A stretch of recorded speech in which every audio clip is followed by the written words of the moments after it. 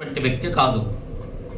పరిశుద్ధతలో ప్రియులారా ఎంతో ఉన్నత స్థాయికి చేరుకున్నవాడు. ఒకప్పుడు పాపరులు ప్రథముడే కావచ్చు కానీ ఇప్పుడు యేసు క్రీస్తును పోలి నడుచుకుంటున్న ఒక శ్రేష్ఠ జీవితాన్ని జీవిస్తూ ఉన్నవాడు ఈ పౌలు గారు.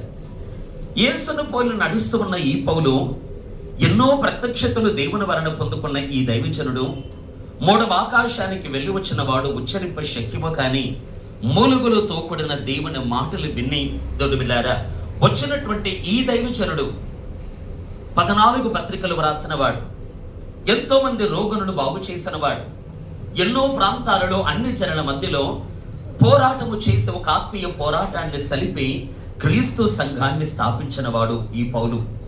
అట్లయితే ఇన్ని ఆత్మీయ ఉన్నతమైనటువంటి అంతస్తులు కలిగిన ఈ దైవజనుడు తాను పలుకుతున్న మాట ఏంటంటే, నేను భయపడుతున్నాను అంటూ ఉన్నాడు. దేవునికి స్తోత్రం. ఏంటండి ఇంత గొప్ప దైవజనుడు భయపడవచ్చా చెప్పండి? 14 పత్రికలు వ్రాసిన వాడు, అతిశయించడానికి చెప్పుకుంటే ఎన్నో ప్రత్యక్షతలు అపోస్తలుడైన పౌలు గారు పొందుకున్నట్లుగా మనం చూడగలం. 3వ ఆకాశానికంటే పరదేశుకు వెళ్ళి వచ్చినవాడు, అక్కడ ఉన్న తేజోవాసుల యొక్క మాటని విని ఆలకించి వచ్చినవాడు. ఎన్ని ప్రత్యక్షతలు కలిగిన ఈ దైవజనుడు, యేసయ్య సంఘము నిమిత్తమై ఎన్నో కష్టాలు భరించిన ఈ దైవజనుడు, ఎన్నో సంఘాలు అనేక ప్రాంతాలలో స్థాపించిన ప్రియులారా అపోస్తలుడు అనబడుతున్న ఈ దైవజనుడు తాను అంటున్న మాట ఏంటంటే, నేను భయపడుతున్నాను అన్నాడు. దేవునికి స్తోత్రం. అని ఇక్కడ మనం గమనించే మాట ఏంటంటే, మనమందరము కూడా భయపడాలా భయపడకూడదా చెప్పండి? ఈ మాటను బట్టి, నేను క్రీస్తును పోలి నడుచుకొనుచున్నాను గనుక మీరు నన్ను పోలి నడుచుకోండి అన్నది ఈ దైవజనుడే, ఈ పౌలు గారే. అట్లయితే ఈ పౌలు తనను పోలి మనం నడవాలి అట. అట్లయితే పౌలు యొక్క పరిస్థితి ఎలా ఉందయ్యా అని మనం గమనించగలిగితే తనుంటున్నాడు, నేను భయపడుచున్నాను అంటూ ఉన్నాడు. అంటే ఈ మాటను బట్టి మనకు ఒక ప్రశ్న రావాలి ప్రియులారా, మనము భయపడాలా భయపడకూడదా అనేది ప్రశ్న. చెప్పండి, మీరు కూడా మాట్లాడి, నేను ఒక్కడినే ఒకే వైపు వెళ్ళటం కాదు. మీరు కూడా నేను అడుగుతున్నప్పుడు నాకు ప్రత్యుత్తరాన్ని ఇవ్వండి, బదులు పలకండి. నేను అడిగే ప్రశ్న ఏంటంటే, క్రైస్తవులుగా ఉన్నవారు భయపడవచ్చా భయపడకూడదా చెప్పండి? అప్పో భయపడాలా భయపడకూడదా? భయపడాలి. నేను ఒక మాట అంటాను ఇక్కడ, ఒక్కసారి పౌలు గారు ఇక్కడ ఉంటే పౌలుని అడుగుదామయ్యా, దైవజనుడా నీవెందుకు భయపడుతున్నావు? నీ భయానికి కారణం ఏంటి? భయం అనేది ఊరికే కలుగుతుందా? కారణాన్ని బట్టి కలుగుతుందా భయం? ఏదో కారణం ఉంటుందా ఉండదా? అయితే ఇక్కడ నేను అంటాను, అపోస్తలుడైన పౌలు యొక్క భయమునకు కారణం ఏంటి? లేఖనాలు మనం గమనించగలిగితే, శిష్యులు సముద్ర తీరాన వారు చిన్న పడవలు ప్రయాణం చేస్తూ ఉన్నప్పుడు పెద్ద తుఫాను పుట్టినప్పుడు వారు భయపడిరి అనేటువంటి మాట మనం నోటీస్ చేయగలం. అంటే శిష్యులు భయపడ్డారట. వారి భయానికి కారణం ఏంటంటే, సముద్రములో చెలరేగుతున్న అలజడి, గాలి, తుఫాను వారి భయమునకు కారణం. అవును కదా ప్రియులారా? పాత నిబంధన కాలములో రాజు అయినటువంటి సౌలు తనతో ఉన్న శతాధిపతులు కావచ్చు, సైన్యము కావచ్చు, చిన్నవారు పెద్దవారు ఎవరైనా కావచ్చు, సౌలు గారితో ఉన్న సైన్యము ఎంతమంది అయితే ఉన్నారో వారందరూ 6 మూరల జానుడి ఎత్తుతో ఉన్న గొల్యాతును చూసి భయపడిరి అంటుంది లేఖనం. అంటే మన వాక్యాన్ని గమనించగలిగితే కొంతమంది భయపడుతున్న సందర్భాలు నేను మీ ముందు పెడుతున్నాను. సౌలు భయపడడానికి కారణము, తాను జయించడానికి వీరులైన బలవంతుడిగా ఉంటున్న గొల్యాతును చూసినప్పుడు, అయ్యో వీరి చేతుల్లో మేము ఓడిపోతామే తప్ప మేము గెలవలేం కదా అని భయపడుతున్నాడు సౌలు. శిష్యులేమో సముద్రములో చిన్న పడవ మీద వారు ప్రయాణమే సాగిపోతూ ఉన్నప్పుడు ఆ తుఫానుకు, ఆ గాలికి, ఆ ప్రతికూల వాతావరణానికి అయ్యో ఈ సమస్య మమ్మల్ని మింగివేస్తుందేమో, మేము ఇక్కడ నశించిపోతామేమో అని ప్రియులారా శిష్యులు కూడా భయపడుతున్నారు. అంటే ఒక వ్యక్తి భయపడాలి అంటే దానికి ఒక కారణం అనేది ఉంటుందన్నదని ఇక్కడ కూర్చున్న మనం అందరం ఏదో ఒక సమయంలో భయపడ్డవారమేనా కాదండి? భయపడ్డవారేమే, భయపడుతున్నవారే. అంటే మనం భయపడుతున్నామంటే మనల్ని భయపెట్టే కొన్ని సంగతులు ఉంటాయి. శిష్యులు భయపడడానికి తుఫాను కారణమైతే, సౌలు అతని సైన్యం భయపడడానికి ఎత్తైనటువంటి గొల్యాతు కారుపడితే, ఇక్కడ పౌలు గారు భయపడడానికి కారణం ఏంటి? అంటే సహజంగా మానవుడు ఏ విషయాల్లో భయపడతారంటే, సమస్యల లాంటి తుఫానును చూస్తున్నప్పుడు భయపడతాడు. ప్రతికూల అనుభవాలు వంటి గొల్యాతు లాంటి అనుభవాలను చూస్తున్నప్పుడు, అంటే మన బ్రతుకుల్లో ఎదురవుతున్న సమస్యలు, అనారోగ్యాలు, ఆర్థిక పరమైనటువంటి ఇబ్బందులు, ఇలా ఎన్నెన్నో కష్ట నష్టాలు మన లోపల భయాన్ని కలిగించడానికి కారకంగా మారుతాయి. అవును కదండి? సమస్యలకు భయపడతాం లేదా మనం చెప్పండి? అప్పుల బాధ అయినా భయపడతాం, అనారోగ్యాలైనా భయపడతాం, సమస్యలైనా, కష్టాలైనా, నష్టాలైనా, శ్రమలైనా ఏవి కలిగినా కూడా, అంటే తుఫాను లాంటి, గాలి, సముద్రము లాంటి కొన్ని ప్రతికూల పరిస్థితులు మన జీవితంలో కలుగుతున్నప్పుడు మనం భయపడతాం. మన కుటుంబ జీవితంలో కావచ్చు, సంఘ జీవితంలో కావచ్చు, మనము అనుకోని పరిస్థితులు మనకు ఎదురవుతున్నప్పుడు ఆటోమేటిక్గా మనం భయపడుతూ ఉంటాం. అంటే మనిషి భయానికి ఒక కారణం ఏంటంటే వారి జీవితంలో ఎదురవుతున్న శ్రమలు, కష్టాలు వారి భయమునకు కారణం. అందరూ ఏకీభవిస్తున్నారా?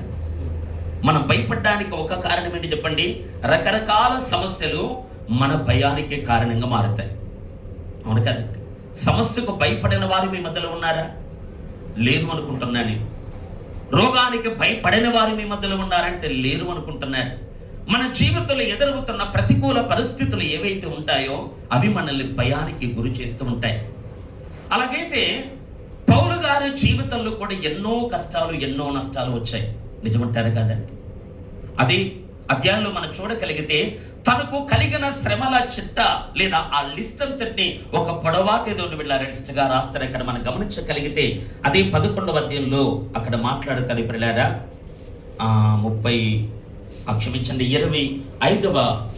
24 నుండి చూడండి. యూదుల చేత 5 మార్లు ఒకరు తక్కువ 40 దెబ్బలు తింటిని, ముమ్మారు బెత్తములతో పట్టబడి తిని, ఒకసారి రాళ్లతో పట్టబడి తిని, ముమ్మారు వాడ పగిలి శ్రమపడి తిని, ఒక రాత్రి పగళ్ళు సముద్రములో గడిపి తిని, అనేక పర్యాయములు ప్రయాణముల్లోను, నదుల వలనైన ఆపదల్లోను, దొంగల వలనైన ఆపదల్లోను, స్వజుల వలనైన ఆపదల్లోను, అన్యజనుల వలనైన ఆపదల్లోను, పట్టణములో ఆపదల్లోను, అరణ్యముల ఆపదల్లోను, సముద్రములో ఆపదలలోను, కపట సహోదరుల వలన ఆపదలోను ఉంటేని. ఇక్కడ చాలా సంగతులు పౌలు మాట్లాడితే ఏమంటాడంటే, అక్కడ మనం గమనిస్తూ ఉన్నాం పిల్లారా 23 అంటాడు, వెర్రివాని వలె మాట్లాడుచున్నాను, నేనును మరి ఎక్కువగా క్రీస్తు పరిచారకులను, మరి విశేషంగా ప్రయాసపడితని, మరి అనేక పర్యాయములు చెరసాలలో ఉంటని, అపరిమితముగా దెబ్బలు తింటని, అనేక మారులు ప్రాణాపాయాలలో ఉంటని, యూదుల చేత 5 మారులు ఒకటి తక్కువ 40 దెబ్బలు తింటని, ముమ్మారు బెత్తములతో కొట్టబడితని, ఒకసారి రాళ్లతో కొట్టబడితని, ముమ్మారు ఓడ పగిలి శ్రమపడితని, ఒక రాత్రి పగలు సముద్రములు గడిపితని, అనేక పర్యాయాలు ప్రయాణాలలో, నదుల వలనైన ఆపదలలో, దొంగల వలనైన ఆపదల్లోను, నా స్వజనుల వలనైన ఆపదల్లోను, అన్ని జనముల వలనైన ఆపదలలోను, పట్టణములు ఆపద, అరణ్యములు ఆపద, సముద్రములు ఆపద, కపట సహోదర వలన ఆపదల్లో ఉంటని, ప్రయాసముతోనూ కష్టముతోనూ, తరచుగా జాగారమనులతోనూ, ఆకలి దప్పికలతోనూ, తరచుగా ఉపవాసముతోనూ, చలితోనూ, దిగంబరత్వంతోనూ ఉంటని, ఇంకను చెప్పవలసినవి అనేకమున్నవి. ఇవి చదవడానికి మనకి దోలు బిడ్డారా ఊపిరాగట్లేదు.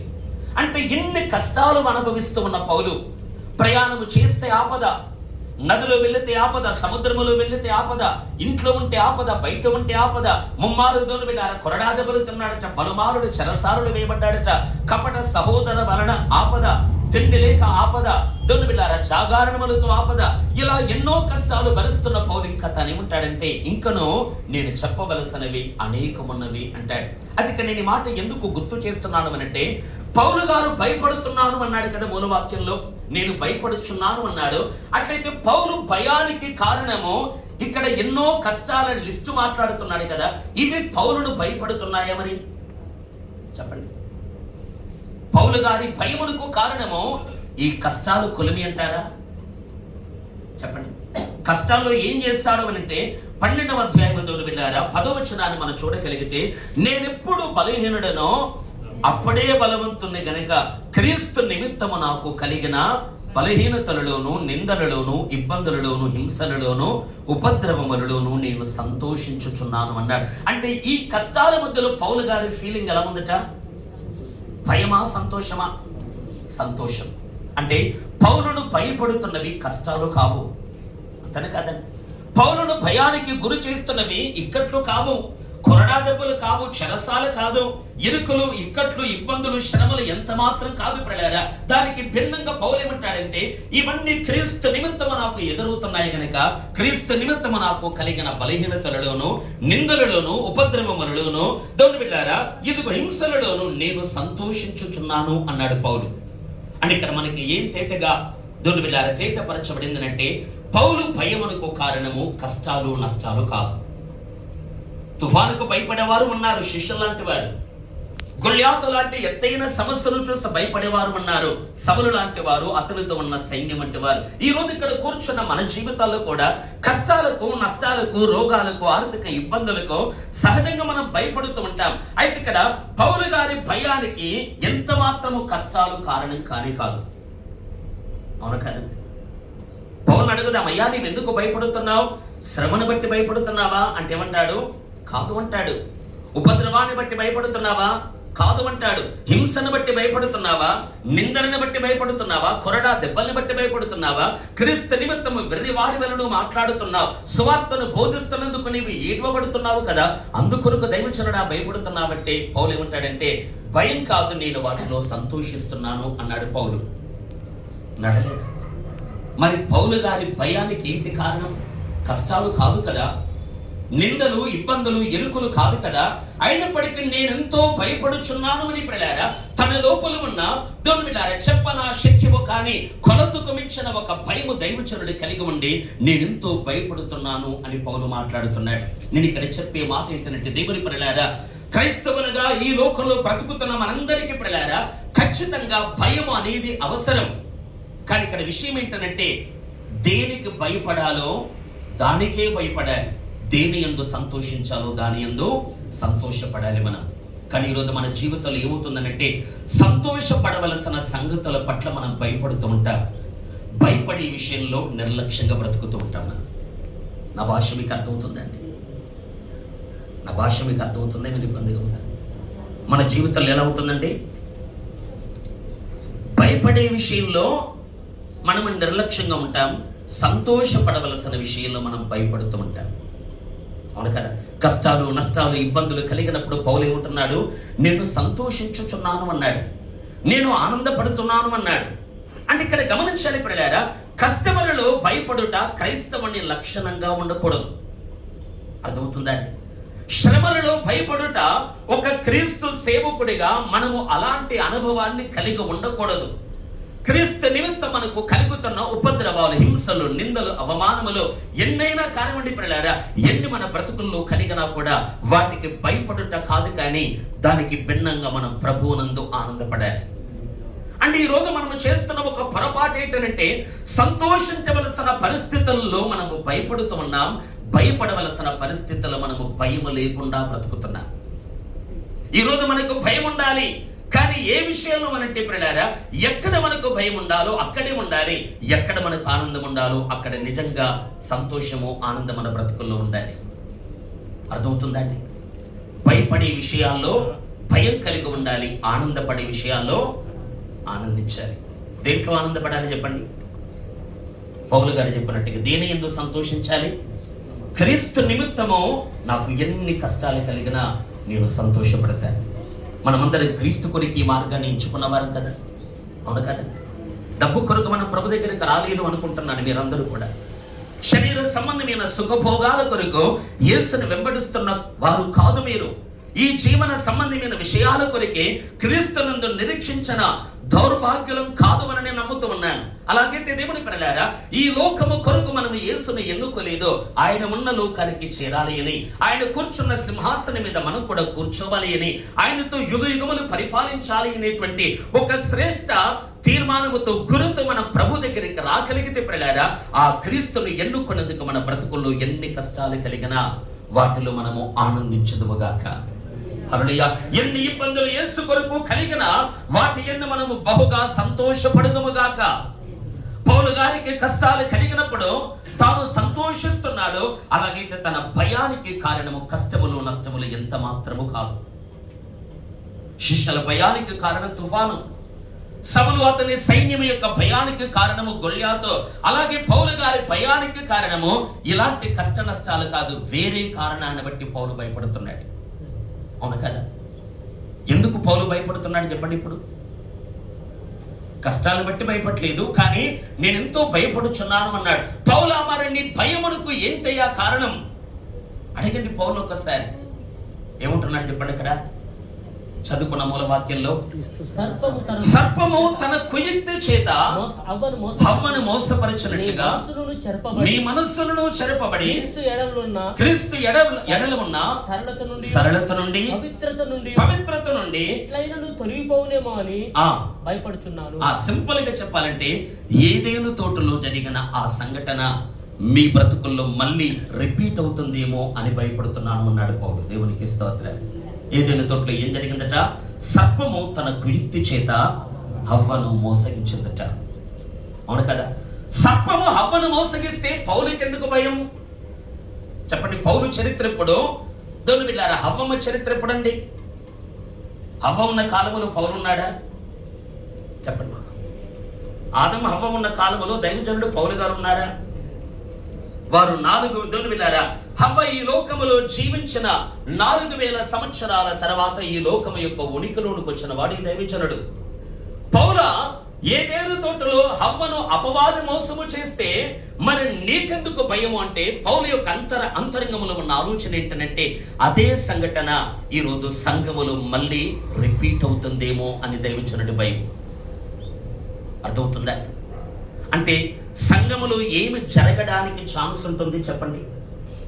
ఎవరు యేసుకు ప్రదానం చేయబడ్డారో, ఎవరు నూతన జన్మ అనుభవం ద్వారా, సరైన నీటి బాప్తిస్మము ద్వారా ఒక్కడే పురుషుడు అనబడుతున్న యేసు క్రీస్తునకు ఎవరైతే ప్రదానము చేయబడ్డారో, ప్రియులారా, మనము నూతన జన్మ పొందినప్పుడే మనము యేసుకు ప్రదానము చేయబడ్డ కన్యక మనం. అవును కదా? మనము కొత్త జన్మను పొందుకున్నప్పుడే, మనము తిరిగి జన్మించినప్పుడే ప్రియులారా, ఒక్కడే పురుషుడు అనబడుతున్న యేసునకు మనము ప్రదానము చేయబడిన వారం. ఇక పెళ్లి కొరకు మనం ఎదురు చూస్తున్నామంతే. దేవునికి స్తోత్రం. అట్లయితే ఇక్కడ ఆలోచించాల్సిన మాట ఏంటంటే, ప్రియులారా, ఎవరైతే యేసయ్యకు ప్రదానము చేయబడ్డారో ఈ సంఘాన్ని, ఆనాడు హవ్వను సర్పము ఎలా మోసపుచ్చిందో ఈనాడు సంఘాన్ని అలాగే మోసపుచ్చుతుందేమో అని దైవజనుడు తన భయాన్ని వ్యక్తపరుస్తున్నాడు. దేవునికి స్తోత్రం. అట్లయితే పౌలు భయానికి కారణము కష్ట నష్టాలు కాదు, కానీ సాతాను మనలను మోసగిస్తాడేమో అని భయపడుతున్నాడు పౌలు. అర్థమవుతుందని చెప్పమాట. అంటే సాతాను లేదా సర్పము మనల్ని మోసగించడానికి ఛాన్స్ ఉందా లేదా అండి? అసలు వాడి పేరేంటండి? సర్పము యొక్క, అపవాది యొక్క పేరేంటి? వాడు మోసగాడు అనేటువంటి నామాన్ని కలిగిన వాడు. సర్వలోకమును మోసపుచ్చువాడి అయినటువంటి అపవాది అని ప్రకటన 12లో మనం చూడగలం. గమనించాలి దేవుని ప్రియులారా, అపవాది ఎవరు, వాడి తత్వం ఏంటి అని మనం గమనించగలిగితే, వాడు ఎలాగైనా మనల్ని మోసము చేయడానికి ఎన్నో రకరకాల కుతంత్రాలతో మన ముందు వచ్చేటువంటి వాడు. అవును కదా? మన బ్రతుకుతున్న ఈ కాలం ఎలాంటి కాలమయ్యా అని మనం ఆలోచించగలిగితే, యేసు ప్రభు ఒలీవల కొండ మీద కూర్చున్నప్పుడు ప్రియులారా, తన శిష్యులు ఆయన దగ్గరికి వెళ్ళి, అయ్యా నీ రాకడకు యుగ సమాప్తికి సూచనలు ఏంటి మాతో చెప్పు అని అడుగుతున్నప్పుడు, యేసయ్య చెప్పిన మొట్టమొదటి సూచన ఏంటి చెప్పండి. శిష్యులు అడిగారు, అయ్యా నీ రాకడ ఎప్పుడు, యుగ సమాప్తి ఎప్పుడు, నీ రాకడకు యుగ సమాప్తికి ముందు జరిగే సూచనలు ఏంటి మాతో చెప్పు అన్నప్పుడు, మొట్టమొదటిగా ప్రభువు చెప్పిన సూచన ఏంటి చెప్పండి. భూకంపాల, కరువుల, వ్యాధుల, రోగాల, యుద్ధ సమాచారాలు ఇవన్నీ మనకు తెలుసు.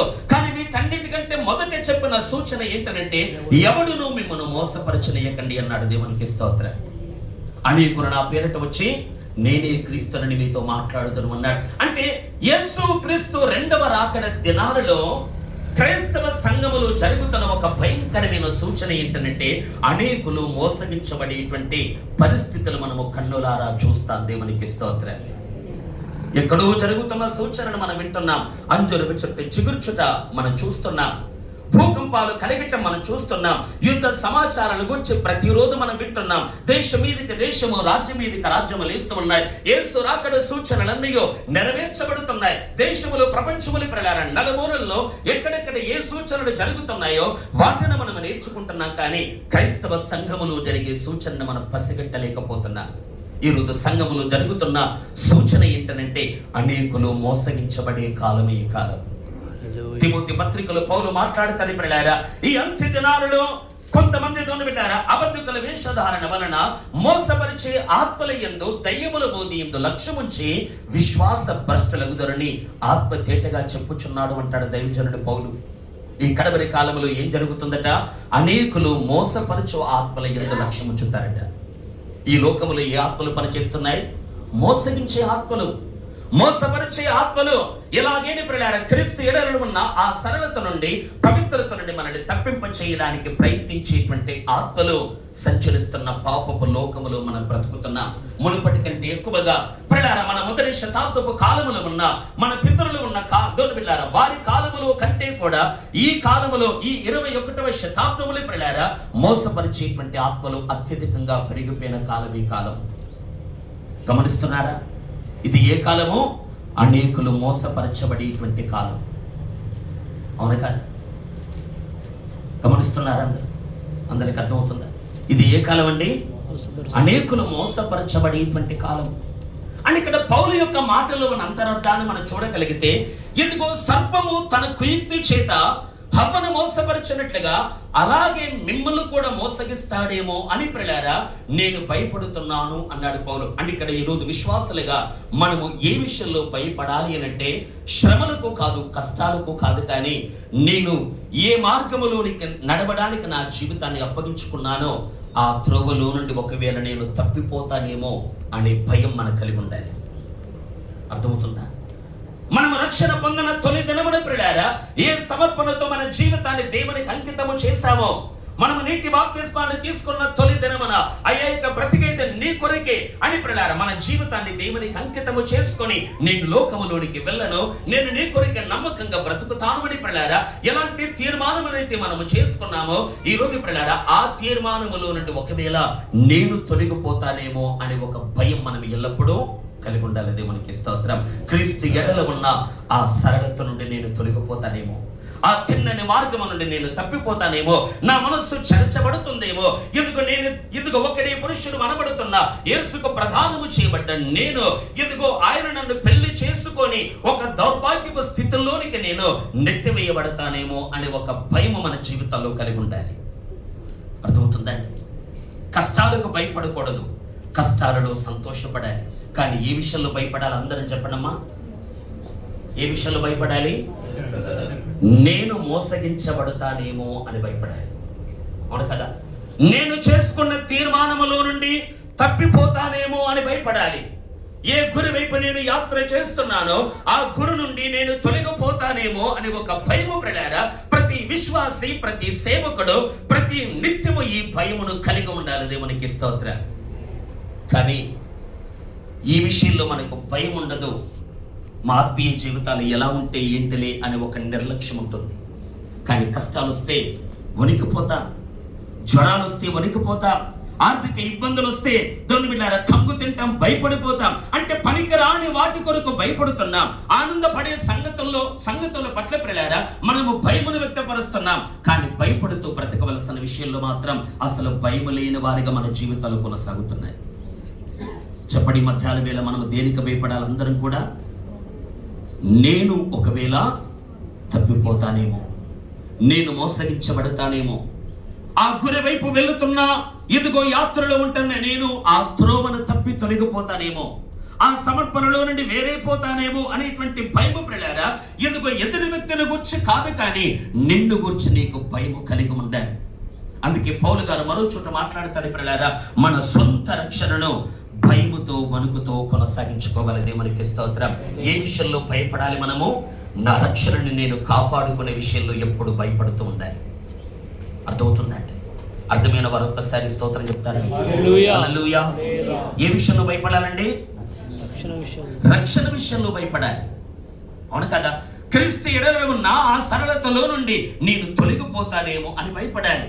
ఆ ప్రత్యక్షతలో నుండి నేను తప్పిపోతానేమో అని భయపడాలి. ఇదిగో క్రీస్తు నన్ను ఏ సంకల్పంతో పిలిచాడో అది నా జీవితంలో నెరవేరకుండా నేను జారిపోతానేమో అని ప్రియులారా ఎల్లప్పుడూ ఇటువంటి ఒక దైవిక భయమును మనం కలిగి ఉంటే అలాంటి వారు యేసును పోలి నడిచినట్టే దేవునికి స్తోత్రం. హల్లెలూయా. ఇప్పుడు చెప్పండి, దేనికి భయపడకూడదు, దేనికి భయపడాలి? ఆపదలకు, కష్టాలకు, నష్టాలకు భయపడకండి. దేనికి భయపడదా? సొంత రక్షణ విషయంలో భయపడదా? హల్లెలూయా. క్రీస్తు ఎడల ఉన్న ఆ సరళతలో నుండి నేను తప్పిపోతానేమో అనే భయమును మన జీవితంలో కలిగి ఉందాం. అపవాదులను మోసగిస్తాడేమో అనేటువంటి ఒక దైవిక భయమును మన జీవితంలో కలిగి ఉంటే అలాంటి వారు ధన్యులు. దేవునికి స్తోత్రం. అర్థమవుతుందండి? ఈ మధ్యాహ్నం నేను మీ ముందు పెడుతున్న ఒక ముఖ్యమైనటువంటి మాట, దేవుని పిల్లలారా, ఎల్లప్పుడూ ఈ లోకంలో బ్రతికినంత కాలం మన ఆధ్యాత్మిక జీవితం కొరకు ఎప్పుడూ మనం భయపడుతూ బ్రతుకుదాం. డబ్బులు ఉన్నా లేకపోయినా చింతపడకండి, ఆరోగ్యం ఉన్నా లేకపోయినా చింతపడకండి పిల్లలారా. శరీర సంబంధమైన ఏ పరిస్థితిని బట్టి కూడా మనము దిగులు పడవలసిన అవసరం లేదు పిల్లలారా. నీ కుటుంబంలో ఎదురవుతున్న ప్రతి పరిస్థితి పరమందున్న దేవుడు సమకూర్చి నీ దగ్గరికి తీసుకుని వచ్చాడదంతే. దేవునికి స్తోత్రం. బైబిల్లో రాబడింది పిల్లలారా, దేవుని ప్రేమించే వారికనగా ఆయన సంకల్పము చొప్పున పిలువబడిన వారికి సమస్తమును సమకూడి పుట్టోట్ల మనం చూడగలిగితే అన్నిటిని దేవుడు సమకూర్చి జరిగించుచున్నాడు అంటాడు పౌలు గారు. దేవుని సంకల్పం చొప్పున ఎవరైతే పిలువబడ్డారో వారి జీవితంలో ఏ పరిస్థితి కలిగినా, దేవుని అనుమతి చొప్పున ఏది కలిగినా కూడా అది నీ ఆత్మీయ జీవితాన్ని పాడు చేయదు, పైగా నీ లోపల క్రీస్తు పోలికను పెంచుతుంది. దేవునికి స్తోత్రం. అన్ని ప్రతి పరిస్థితిని దేవుడు సమకూరుస్తాడా లేదా? మనం సమకూర్చి జరిగిస్తాడా లేదా? నా ఇంట్లో ఎలాంటి ఇబ్బందులు లేవనుకోండి, కానీ హఠాత్తుగా ఒక ఇబ్బంది స్టార్ట్ అయింది. ఆ ఇబ్బంది ఎవరు సమకూర్చారు? దేవుడే. సమకూడుట అంటే అర్థం ఏంటి చెప్పండి? సమకూడుట, ఇక్కడ మనం అందరము సమకూడి ఉన్నాం. సమకూడనప్పుడు ఎక్కడ ఉన్నాం మనము? మేమే ఇళ్లలో ఉన్నారు, మీరు అవును కదా, నేను నా ఊర్లో ఉన్నాను. అలాగే పిల్లలారా, సమకూడుట అంటే ఎక్కడో ఉన్న మనమందరము ఈ చోటుకి చేరుకోవటం. అలాగే నేనంటాను పిల్లలారా, మన బ్రతుకులో ఏ సమస్య ఉన్నప్పుడు, ఏ ఇక్కట్లు ఉన్నప్పుడు, ఏ శ్రమ మన జీవితాల్లో ఉన్నప్పుడు పిల్లలారా, ఈ శ్రమలన్నింటినీ కూడా ఎక్కడెక్కడ ఉన్న శ్రమలను మన జీవితంలోనికి దేవుడు తీసుకొని వచ్చి పెడతాడు. అది దేవుడు సమకూర్చే విధానం. దేవునికి స్తోత్రం. అవి ఎందుకట? కీడు కొరకు కాదు, మేలు కొరకు. దేవునికి స్తోత్రం. అర్థమవుతుందా? మన తల వెంట్రుకలు లెక్కించబడినవి అంటుంది లేఖనం. పరలోకమందున్న తండ్రి సెలవు లేకపోతే పిల్లలారా ఒక తల వెంట్రుక రాలదు అనే లేఖనములు దేవుడు మాట్లాడారు. నిజమంటారా కాదా? ఒక తల వెంట్రుక రాలి అన్నా కూడా దేవుడి అనుమతి కావాలట. మనం రాత్రి పడుకుంటాము, తెల్లవారు లేచి చూసేసరికి మనము తల పెట్టుకుని నిద్రించిన ఆ దిండుకు 2-3 ఎంటుకలు ఉంటాయి లేదా? భయపడతారు మీరు? భయపడతారు? చెప్పండి. డాక్టర్ అడుగుతున్నారు. ఒకే ఇంటికో 2 ఇంటికలో కనబడితే, ఒకవేళ 100 కనబడితే భయపడతారు. 1-2 కనబడితే దులిపేసుకొని మళ్ళీ మన పనుల్లోనికి మనం వెళ్ళిపోతాం. అంటే నేను ఈ మాట ఎందుకు చెబుతున్నాను అంటే పిల్లలారా, ఒక ఎంట్రుక ఊడిపోయినప్పుడు, రాలిపోయినప్పుడు దానిని పెద్దగా మనం పట్టించుకోలేం పిల్లల. పట్టించుకో మనం ఆ విషయాన్ని. అయితే ఆ విషయాన్ని కూడా దేవుడు పట్టించుకుంటున్నాడు. దేవునికి స్తోత్రం. హల్లెలూయా. హల్లెలూయా. మనకు అల్పంగా కనబడే అతి చిన్న విషయాన్ని కూడా దేవుడు పట్టించుకుంటే పిల్లలారా, మన బ్రతుకులు ఎదురవుతున్న పెద్ద పెద్ద విషయాలను దేవుడు పట్టించుకుంటాడా లేదా? అందుకే నేను అంటాను, నీ బ్రతుకులో లేని ఒక సమస్యను దేవుడు సమకూర్చి పెట్టాడు అంటే, నా జీవితంలో నీ జీవితంలో లేని కొన్ని ఇక్కట్లను దేవుడు మన బ్రతుకుల్లో సమకూర్చి పెట్టాడు అనంటే పిల్లలారా, అది దేవుడు నా మేలు కొరికే వీటన్నిటిని చేస్తున్నాడు అనేటువంటి అవగాహన మన జీవితాల్లో ఉంటే మనకు భయము కాదు, మనకు దైవిక ఆనందం కలుగుతుంది. దేవునికి స్తోత్రం. అయ్యా, ఇవన్నీ నా మేలు కొరకు మీరు చేస్తున్నందుకు నీకు కృతజ్ఞతలు అని మన ప్రభువునందు ఆనందిస్తారు. అందుకని మళ్ళీ చెబుతున్నాడు పిల్లలారా, యేసు నిమిత్తమే మనకు ఎన్ని కష్టాలు కలిగినా వాటిని బట్టి ఆనందపడతాం. కానీ ఏ విషయంలో మనం భయపడాలి అంటే, నేను ఈ త్రోవలో నుండి తొలగిపోతానేమో అని భయపడాలి, నేను మోసగించబడతానేమో అని భయపడాలి. అవును కదా పిల్లలారా? మనం మోసపరచబడడానికి ఛాన్స్ ఉంది కనుకనే దైవజనుడు పౌలు గారు తన భయమును వ్యక్తపరుస్తున్నట్టుగా నేను అంటాను పిల్లలారా, మన జీవితంలో ఎల్లప్పుడూ కూడా ఆ క్రీస్తు ఎడల ఉన్న సరళత నుండి, పవిత్రత నుండి, ఎందుకు నేను తప్పిపోతానేమో, నేను మోసగించబడతానేమో అనేటువంటి ఒక భయము ఎల్లప్పుడూ మన బ్రతుకుల్లో కలిగి ఉంటే మనము ధన్యులము. దేవునికి స్తోత్రం. అర్థమవుతుందండి? భయపడకూడని విషయాల కొరకు భయపడుతున్నాం. సంతోషపడవలసిన విషయాల్లో దేవుని బిడ్డలారా మనం భయపడుతూ ఉన్నాం. ఎక్కడ మనం భయపడాలో అక్కడ ఏమాత్రము భయము లేక నిర్లక్ష్య వైఖరి మనం కొనసాగిస్తున్నాం. అది మన జీవితంలో తొలగిపోనుగాక. హల్లెలూయా. అటువంటి స్థితి మన కన్నులకు ప్రియులారా ఒక పరిపూర్ణమైన ప్రత్యక్షత కలుగునుగాక. మన మనోనేత్రాలు తేటగా వెలిగించబడుగాక ప్రియులారా. నేను మాటి మాటికి చెప్పే ఈ ప్రకటన మన అంతరంగములో లిఖించబడాలి. ప్రభువా, ఇదిగో నేను నా రక్షణ కొరకు భయపడతాను తప్ప మిగతా ఏ పరిస్థితికి నేను భయపడను. నీ వాక్యానికి భయపడతాను, నీ ఉపదేశానికి భయపడతాను, నీకు భయపడతాను. అయ్యా, నీవు నాకు ఏ గురునైతే నిర్ణయించావో ఆ గురులో నుండి తొలగిపోతున్నానేమో అనే భయమును నేను కలిగి ఉంటాను. అపవాది చేత నేను మోసగించబడతానేమో అనే భయమును నేను కలిగి ఉంటానని ఈరోజు ఇట్టి తీర్మానం మనము చేయదుముగాక. హల్లెలూయా. అయితే ఒక మాట నేను చెప్పగలుగుతున్నాను. ఎవరిని మోసగించింది సర్పము? మూలవాక్యంలో ఎవరిని మోసగించింది? సర్పము తన కుయుక్తి చేత హవ్వను మోసగించింది. ఒక మాట నేను అంటాను, ఏదేను తోటలో ఎవరెవరు మోసపోయారండి? నా ప్రశ్న మీకు బోధపడుతుందో లేదో? ఏదేను తోటలో ఎవరెవరు మోసగించబడ్డారు చెప్పండి? ఆదాము, హవ్వ. నిజమంటారా? ఒకసారి తిమోతి పత్రికలో ఒక మాట చూద్దాం.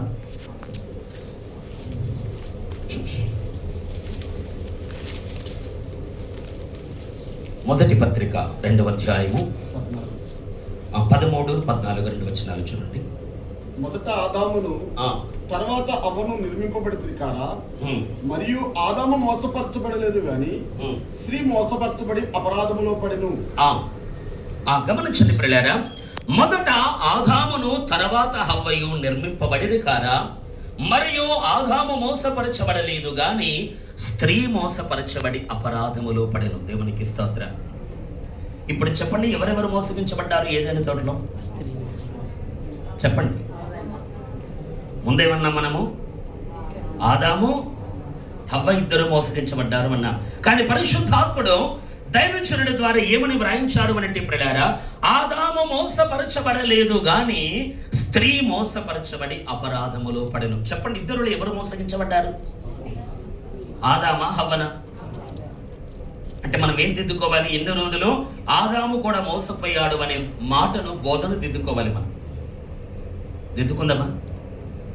చెప్పండి. హవ్వ మోసపోయిందా? ఆదాము మోసపోయాడా?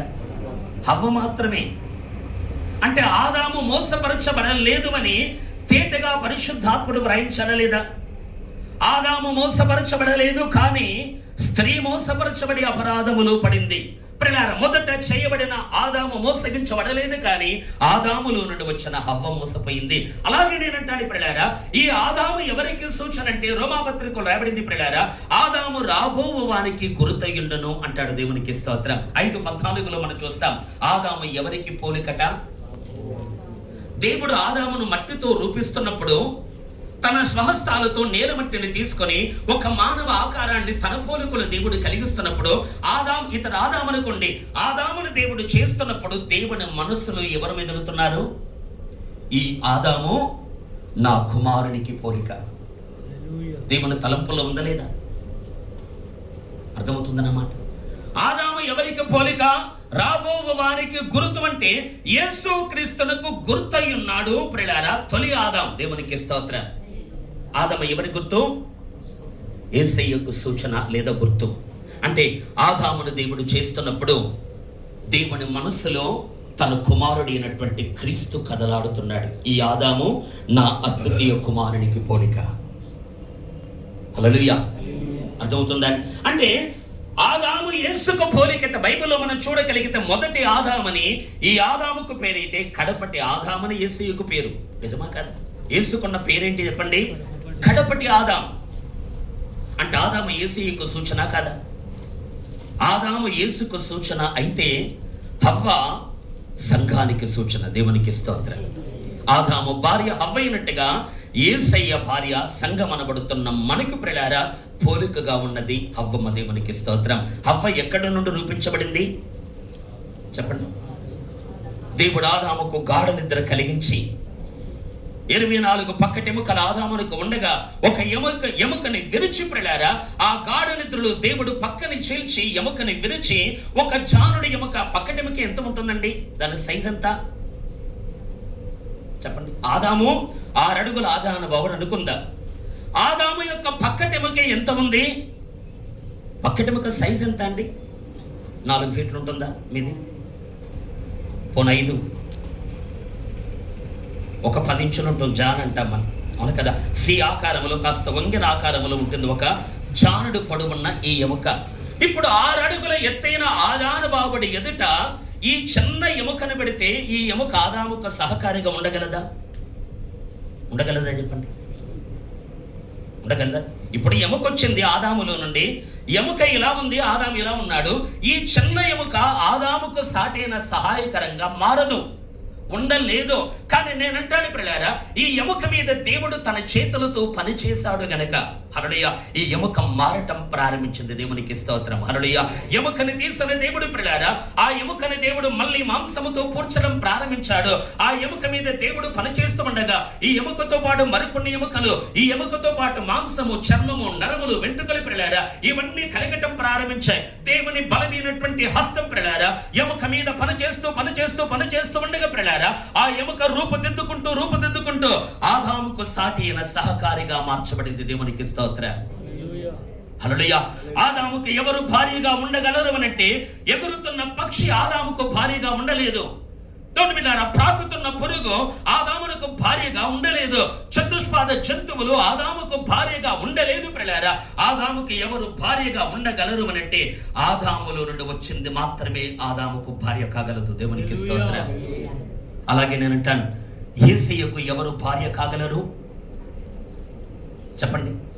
యేసయ్యకు భజన చేసే వారందరూ యేసుకు భార్యగా మారరు. జంతువులు వచ్చాయి ఆదాము దగ్గరికి, పక్షులు వచ్చాయి ఆదాము దగ్గరికి, అవన్నీ ఆదాము దగ్గర పేరు పొందుకొని వెళ్ళిపోయాయి. అవును కదా? ఆదాము వాటికి పేర్లు పెట్టాడట. ఏ పేరునైతే ఆదాము పెట్టనో అవి వాటికి కలిగను అని మనం చూస్తాం. అయినను ఆదామునకు సాటి అయిన సహాయము లేకపోయాడు. జంతువులకి ఏం దొరికింది ఆదాము దగ్గరికి వచ్చినందుకు చెప్పండి? జంతువులకు పేర్లు దొరికాయి. వాటికి పేర్లు ఉన్నాయి చెప్పండి? సింహానికి సింహం అని పేరు లేదు, ఏనుగు ఏనుగు అనేటువంటి పేరు లేదు, నక్కకు నక్క అని, కుక్కకు కుక్క అని, నెమలికి నెమలి అని. పిల్లల పక్షులు జంతువులు అని మాత్రమే పిలువబడుతున్నాయి తప్ప వాటికి సపరేట్ పేరు లేదు. ఆ పేరును పెట్టింది ఆదాము. అవును కదా? జంతువులకు పక్షులకు ఎవరు పేరు పెట్టాడు? దేవుడా ఆదామా చెప్పండి? ఆదాము పేరు పెట్టాడు. అంటే జంతువులు పక్షులు ఆదాము దగ్గరకు వచ్చినందుకు పేర్లు దొరికాయి, కానీ ఆదాముకు భార్యగా మారలేదు.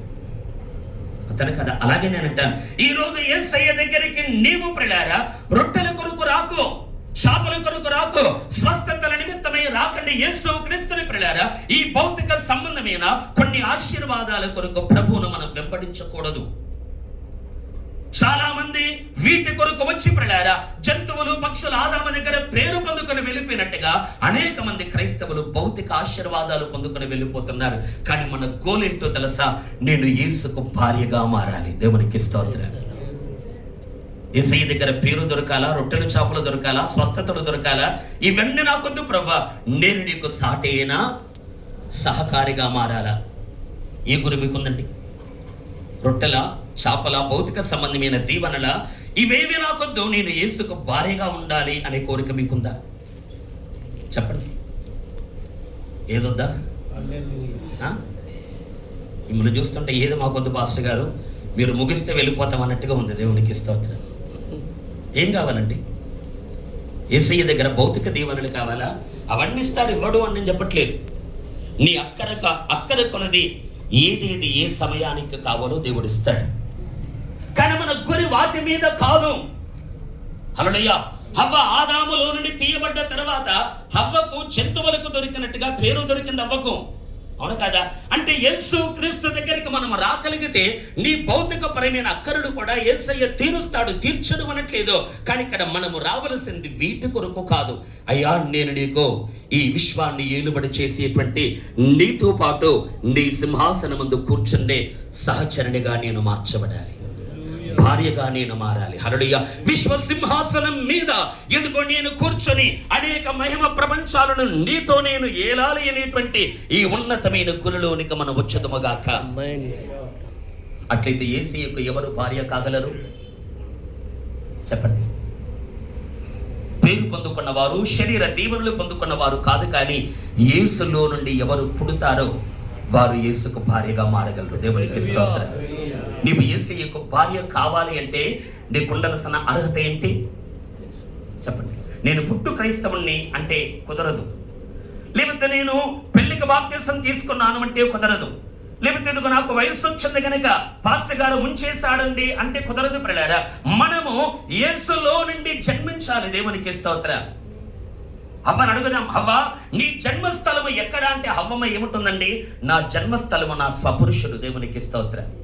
ఆదాములో నుండి నేను తీయబడ్డాను గనక నేను పుట్టింది ఆదాములోనే అంటుంది. అలాగే నేనంటాను ప్రియులారా, కడపటి ఆదామైన యేసయ్యకు మనం భార్యగా ఉండాలి అంటే మనము యేసులో నుండి పుట్టుదుముగాక తీయబడుదుముగాక. దేవునికి స్తోత్రం. సంఘం ఎక్కడ పుడుతుందండి? యేసులోనే కదా, అవును కదా. ఆదాముకు దేవుడు గాఢ నిద్ర కలిగించి ప్రియులారా, ఇదిగో చర్మాన్ని ఆ పక్కన దేవుడు చీల్చాడు, ఎముకని విరిచాడు దేవుడు. ఆదాముకు బాధ కలిగిందా చెప్పండి? ఎముకని విరిచినప్పుడు ఆదాముకు భార్య ఆ బాధ కలిగిందా? పక్కన చీలుస్తూ ఉన్నప్పుడు ఆదాముకు బాధ కలిగిందంటే లేదు ప్రియులారా. ఆ పెయిన్ ఏమీ తెలియకుండా గాఢ నిద్ర కలిగించాడు అంటే మత్తు మందించాడు దేవుడు. ఒక కోణమును చెప్పాలంటే ఆదాముకి ఏ బాధ తెలియలేదు. అలాగే నేనంటాను, కలువరి శిలువ మరణములో సంఘము జన్మించింది. దేవునికి స్తోత్రం. హల్లెలూయా. ఆదాము గాఢ నిద్ర పోతున్నప్పుడు హవ్వకు దోను బిడ్డారా జన్మ కలిగినట్టుగా ప్రియులారా యేసయ్య పొందుకున్న గాఢ నిద్ర ఏంటో తెలుసా? ఘోరాతి ఘోరమైన శిలువ శ్రమల మరణములో సంఘము జన్మించింది. దేవునికి స్తోత్రం. నిద్ర మరణముతో పోల్చినట్టుగా వాక్యంలో మనం గమనించగలం. నిద్ర దేంతో పోల్చబడింది? మరణముతో పోల్చబడింది కొన్నిసార్లు.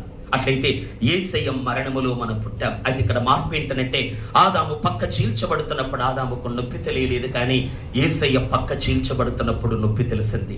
కొరడా దెబ్బలు తింటున్నప్పుడు నొప్పి తెలిసింది. మేకులతో కొట్టబడుతున్నప్పుడు నొప్పి తెలిసింది. ముళ్ళ కిరీటాన్ని అల్లి తల మీద పెట్టి ఈటుతో బాదుతున్నప్పుడు యేసయ్యకు నొప్పి తెలిసింది. ప్రియులారా, ఏ నొప్పి లేకుండా ఆదాము హవ్వకు జన్మనిచ్చాడు, కానీ యేసయ్య మాత్రం ప్రసవ వేదన పడుతూ మనకు జన్మనిచ్చాడు. హల్లెలూయా. ఆదాముకి ఎందుకు నొప్పి రాలేదు, యేసయ్యకి ఎందుకు నొప్పి వచ్చిందనంటే ఆదాము దేవుని బిడ్డలారా హవ్వను కంటున్నప్పుడు లోకములో పాపము లేదు కనుక శిక్ష ఆదాముకు రాలేదు. కానీ యేసయ్య సంఘాన్ని కంటున్నప్పుడు లోకమంతా పాపము చేత నింపబడింది కనుక శిక్షను భరించాడు ఆయన. దేవునికి స్తోత్రం. హల్లెలూయా. శ్రమలలో దేవుని బిడ్డలారా జన్మను పొందుకున్నదే సంఘం. యేసయ్య మరణములో ప్రియులారా పుట్టిందే సంఘము కనుక నేనంటాను ప్రియులారా, ఆదాము పక్కట ఎముక ఎలాగైతే విరుగబడి ఆదాములో నుండి తీయబడిందో హవ్వ, అలాగే దేవుని ప్రియులారా యేసయ్య మరణములో మనము జన్మించాలి. అంటే నీవు యేసు వద్దకు శరీర సంబంధమైన దీవెనల కొరకు కాకుండా ప్రియులారా, అయ్యా నీవు నా నిమిత్తమే మరణించావు, నా పాప జీవితాన్ని నేను వదులుకుంటాను అని మార్పు చెందిన నీ జీవితాన్ని అప్పగించుకొని ప్రియులారా కన్నీళ్లతో నీ పాప జీవితాన్ని వదిలిపెట్టి కన్నీళ్లతో యేసయ్యను నీ బ్రతుకుల్లో చేర్చుకొని నీవు కొత్త జన్మను పొందుకుంటే నీవు యేసయ్య మరణములో పుట్టినట్టు లెక్క. మనం పుట్టినప్పుడు మన సైజు జానే ఉంది. ఆ ఎముక సి ఆకారములో ఉన్న పక్కటి ఎముక ఎలాగైతే ఉందో మనము కొత్తగా జన్మించినప్పుడు ప్రియులారా మనము ఏ రూపం లేని వారుగా ఉన్నాం, అంతనే కదా. ఇప్పుడు ఆ పక్కటి ఎముకకు ఆదాము రూపం ఏమైనా ఉందా చెప్పండి? ఆదాములో నుండి తీయబడింది ఎముక. ఇది ఎముక అనుకోండి ప్రియులారా. ఆదాముకున్న పోలికల్లో ఒక్క పోలికైనా ఈ ఎముకకుందా చెప్పండి? పుట్టినప్పుడు అసలు ఆదాము పోలికే వేరు, ఎముక పోలికే వేరు. కానీ కాసేపు దేవుడు పనిచేసిన తర్వాత ఆదాము ఏమంటాడు? మెలకువలోకి వచ్చిన తర్వాత ఆ అందమైన స్త్రీని దేవుని బిడ్డలారా స్త్రీమూర్తిని దేవుడు ఆదాముందు నిలబెట్టిన తర్వాత ఇదిగో నీవు నరునిలో నుండి తీయబడితివి అన్నాడు. దేవునికి స్తోత్రం. హల్లెలూయా. నా ఎముకలలో ఎముకవు, నా మాంసములో మాంసము. హల్లెలూయా. నీవు నాలో నుండి తీయబడ్డావు గనుక నీవు నారి అనబడదవని ప్రియులారా వెంటనే ఆదాము హవ్వను హత్తుకున్నారట. వారు ఏక శరీరముగా ఎంచబడ్డట్టుగా మనం గమనించగలం. ఈరోజు నేను చెప్పే మాట ఒకటి దేవుని ప్రియులారా, యేసయ్య కూడా మనల్ని చూస్తున్నప్పుడు మనల్ని తృణీకరించకూడదు, మనల్ని హత్తుకునేట్టుగా మన జీవితాలు మారాలి. హల్లెలూయా. ఒకవేళ ఎముకనే గనక ఆదాము దగ్గరికి దేవుడు తీసుకొని వస్తే కాలుతో తన్ని పడేసేవాడు ఆదాం, అంతనే కదా. కానీ ఆ ఎముక మీద దేవుని చేతులు పనిచేశాయి గనక ఆ ఎముక మీద దేవుని హస్తము కార్యాన్ని జరిగించింది గనుక, ఆ ఎముక మీద ప్రియులారా దేవుని బలిష్టమైనటువంటి హస్తము కార్యసిద్ధి చేసింది గనుక ప్రియులారా ఆ ఎముక మారి దేవుని బిడ్డలారా 10 ఇంచుల పొడవున్న ఈ ఎముక 1 ఫీట్లుగా, 2 ఫీట్లుగా, 3 ఫీట్లుగా, 4 ఫీట్లుగా, 5.5, 6 ఫీట్లుగా, అంటే ఆదాముతో ఈక్వల్ గా ఆ ఎముక మారింది గనక దాన్ని చూసినప్పుడు ఆదాము ఏమన్నాడు? వెంటనే హత్తుకున్నాడు. దేవునికి స్తోత్రం. యేసయ్య రాకడ దినాన్ని ప్రియులారా నిన్ను చూడగానే యేసయ్య హత్తుకునేట్టుగా నీ జీవితం మారాలి. హల్లెలూయా. నిన్ను కౌగిలించుకునేట్టుగా నీ జీవితం మారాలి. పరమ తండ్రి సముఖములో ప్రియులారా ఎదుగో మనమందరం నిలబడుతూ ఉన్న వేళ ప్రియులారా ఆ కడపటి ఆదామైన యేసుక్రీస్తు ఎదుగో ప్రియమైన నా సంగమా, నా బిడ్డ, మీ పేరు పెట్టుకోండి ప్రియులారా, నా కుమార్తె, నా కుమారుడా, నీవు నాలో నుండి తీయబడ్డావు. ఎందుకు నీవు వేరే కాదు, నీవు నాలో నుండే వచ్చావని ప్రియులారా నిన్ను హత్తుకొని ఆయన నీతో ఐక్యమైపోయే స్థితిలోనికి మన జీవితాలు మారాలి. దేవునికి స్తోత్రం. అప్పటి వరకు మన మీద దేవుని చేతులు పని చేస్తూనే ఉండాలి. హల్లెలూయా. నూతన జన్మ పొందినప్పటి నుండి ఆదాము అనబడుతున్న యేసు ముందు నీవు నిలబెట్టబడేంత వరకు నీ బ్రతుకులో దేవుని అదృశ్య హస్తము కార్యము చేయాలి. ఎవరి బ్రతుకులో దేవుని చేతులు పనిచేస్తాయి ప్రియులారా వారి బ్రతుకుల్లో దేవుని పోలిక ఏర్పడుతుంది. దేవునికి మహిమ. అయితే విచిత్రం ఏంటంటే ఆదాములో నుండి తీయబడ్డ ఈ హవ్వమ్మ మోసపోయింది. దేవునికి స్తోత్రం. ఎవరు మోసగించబడ్డారు? ఆదాము కాదు, హవ్వనే. అలాగే నేను అంటాను, యేసయ్య మోసపోతాడా? సంఘం మోసగించబడే ఛాన్స్ ఉందా? యేసయ్య మోసగించబడతాడా? లేదు. సాతాను ప్రతి మోసాన్ని చీల్చి చెండాడేవాడు ఆయన. హల్లెలూయా. యేసు ఎన్నటికీ మోసపోడు ప్రియులారా. ఎందుకో ఆదాము ఎలాగైతే మోసపోలేదో కడపటి ఆదాము అనబడుతున్న యేసు కూడా ఆయన మోసగించబడను, కానీ సంఘము మాత్రము మోసగించబడే ఛాన్స్ ఉంది. మోసపోయే అవకాశం యేసుకుందా, మనకుందా? చెప్పండి. మనకే ఉంది, తనే కదా. కనుక నేను అంటున్న మాట ఏంటంటే నేను మోసగించబడతానేమో అనే భయం మన జీవితాల్లో కలిగి ఉండాలి. అయితే రోజు ప్రశ్న ఏంటంటే దేవుడి ప్రియులారా ఆదాము మోసగించబడలేదు, హవ్వ మాత్రమే మోసగించబడింది. ఇద్దరులో ఎవరండి? హవ్వనా, ఆదాము? మోసపోయింది హవ్వనే మోసపోయింది. ఆదాము చెప్పండి. తిమోతి పత్రికలో ఉన్న మాట, ఆదాము మోసపరచబడలేదు, కానీ స్త్రీ మోసపరచబడి అపరాధములో పడెను. అది ఇక్కడ ఈ మాట మాటికి నేను ఎందుకు అంటున్నాను అనంటే ఇది అంటూ ఉన్నప్పుడు మీరు ఆలోచన పరులైతే ఒక ప్రశ్న మీకు తట్టాలి. తట్టిందా అండి ఏమైనా ప్రశ్న? ఎవరు మోసగించబడ్డారు? ఆదామా, హవ్వనా? హవ్వనే. ఆదాము మోసగించబడలేదు. ఏం మరవడం లేదని చెప్పండి. ఆదాము మోసగించబడలేదు, మోసపరచబడలేదు. హవ్వనే మోసగించబడింది. ఈ మాట అంటున్నప్పుడు ఏ తలంపైన మీ లోపల తడుతుందా? చెప్పండి. ఏం తట్టిందో చెప్పండి. మీరు చెప్పండి బ్రో, పర్వాలేదు.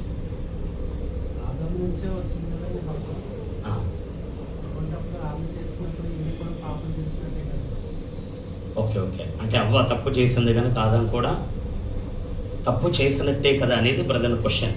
కానీ బైబిల్ ఏమంటుందండి? పరిశుద్ధాత్మ ఏమని రాయించాడు? ఆదాము మోసపరచబడలేదు. క్లారిటీ ఇచ్చేసాడంతే. అవును కదా. ఆదాము మోసపరచబడలేదు. మోసపరచబడి ఉండొచ్చు, లేకపోతే మోసపరచబడకుండా ఉండొచ్చు అని డౌట్ఫుల్గా చెప్పట్లేదు పరిశుద్ధాత్ముడు. ఆదాము మోసపరచబడలేదు అంతే. హవ్వనే మోసగించబడి అపరాధములో పడింది. ఆదాము మోసపరచబడలేదు, హవ్వ మోసగించబడింది అని మాటికి చెబుతున్నాడు కదా. మరి ఆదాము మోసపోనప్పుడు పండు ఎందుకు తిన్నాడు ఆదాము? చెప్పండి. ఈ ప్రశ్న రావాలా లేదా? హవ్వమ్మ పండు ఎందుకు తిన్నావంటే సర్పమనను మోసపుచ్చింది కనుక తిన్నానంటే బాగుంటుంది. మరి ఇప్పుడు ఆదామని అడుగుతాం, ఆదామా నువ్వు మోసగించనేబడలేదు కదా, ఎందుకు పండు తిన్నావు?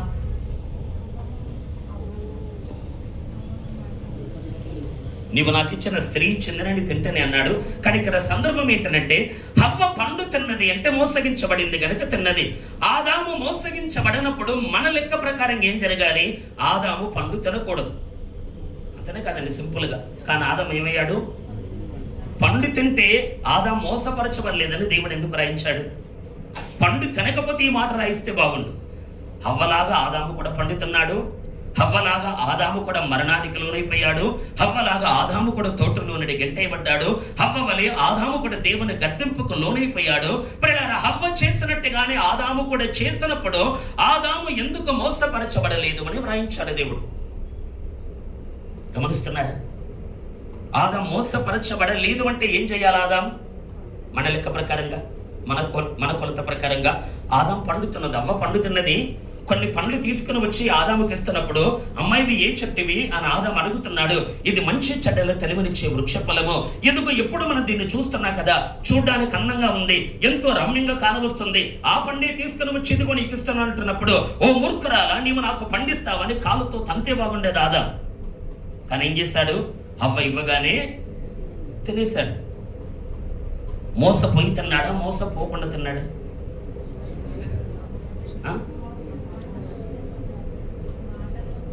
మోసపోయి తిన్నాడా, మోసపోకుండా తిన్నాడు? ఇది ఒక్కటే మాట. మోసపోయి తిన్నాడా, మోసపోకుండా తిన్నాడు? మోసపోకుండానే తిన్నాడు. అంతనే కదా.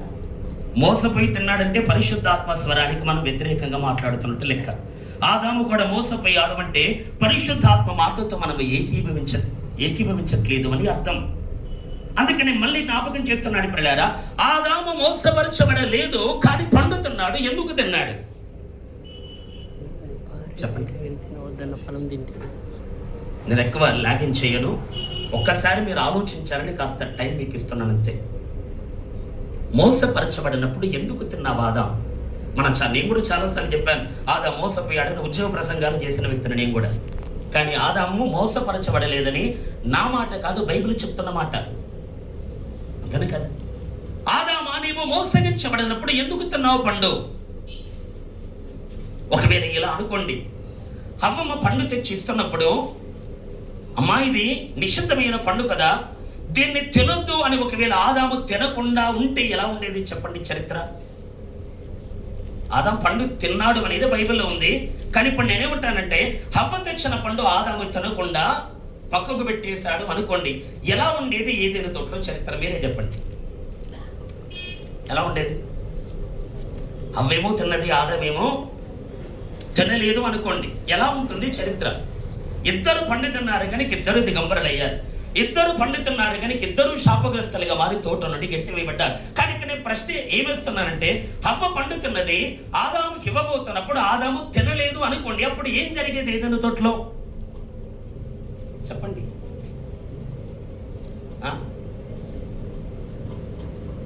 పాపం ఎవరు చేసినట్టు లెక్క?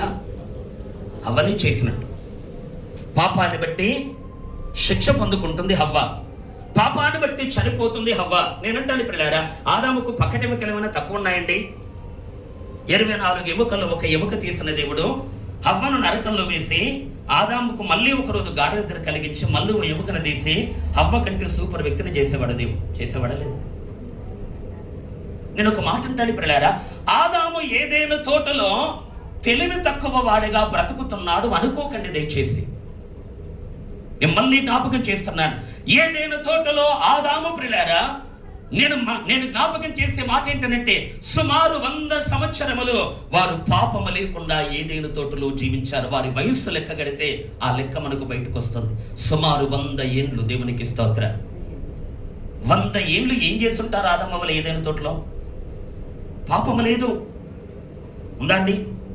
ప్రతిరోజు దేవునితో మాట్లాడుతున్నారు, ప్రతిరోజు దేవుని స్వరమును దేవుని వినగలుగుతూ ఉన్నారు, ప్రతిరోజు ఉచ్చరింప శక్యముగానే దేవుని ఆలోచన వారు నేర్చుకుంటూ ఉన్నారు. నేనంటాను, ఈ 100 ఏండ్లు ఆదాము ఏం నేర్చుకుని ఉంటాడు చెప్పండి? ప్రతిరోజు దేవుడు వస్తున్నాడు కదా, వస్తున్నాడా లేదా? వచ్చి ఏం చేస్తుంటాడు ఆదాము దగ్గరికి? దేవుడు వచ్చి, ఆదామా అన్నం తిన్నావా, ఈరోజు ఏం కూర, ఏంటి స్పెషల్ అని అడిగి వెళ్ళిపోయి ఉంటాడా చెప్పండి?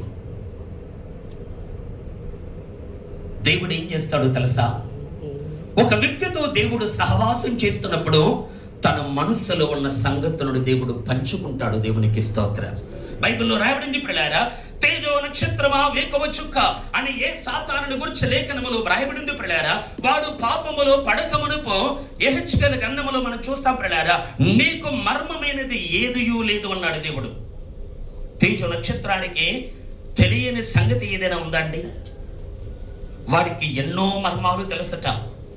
నీకు మర్మమైనది ఏది లేదు అన్నాడు దేవుడు. నీకు మరుగైనది ఏది లేదు అన్నాడు దేవుడు. నీవు దానియేలు కంటే జ్ఞానవంతుడు అన్నాడు దేవుడు. పిల్లారా, అంటే ఈ మర్మాలన్నీ ఎక్కడ నేర్చుకున్నాడు ఈ తేజ నక్షత్రం? చెప్పండి చెప్పండి. దేవుడే నేర్పించి ఉంటాడు. మర్మములు బయలుపరచువాడు పరలోకమందు ఉన్నాడు అన్నాడు దానియేలు. దేవునికి స్తోత్రం. హల్లెలూయా. మా దేవుడు ఎవరు అనంటే మర్మములను బయలుపరిచేవాడు. హల్లెలూయా. కొరింథీ పత్రికలో పౌలు గారు అంటాడు, పిల్లారా, ఆ ఆత్మ దేవుని మర్మములను కూడా పరిశోధించునమని పరిశుద్ధాత్మను గురించి మాట్లాడతాడు. అంటే దేవుని లోపల ఎన్నెన్నో మర్మాలు ఉన్నాయి పిల్లారా.